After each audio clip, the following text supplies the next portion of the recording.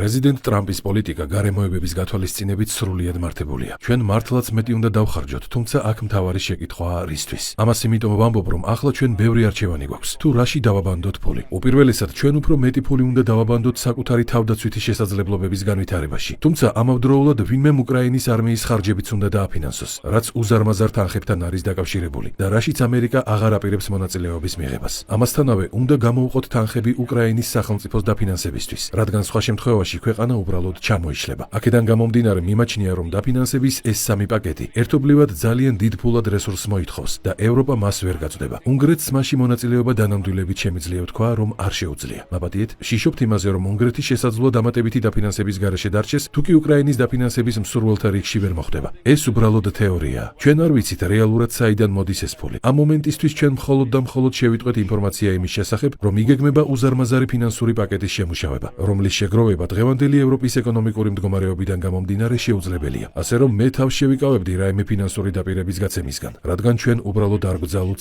ასეთი ფინანსური დახმარების გაცემა. გამოიწერე და გაიგე ამბები ლიბერალური ცენზურის გარეშე.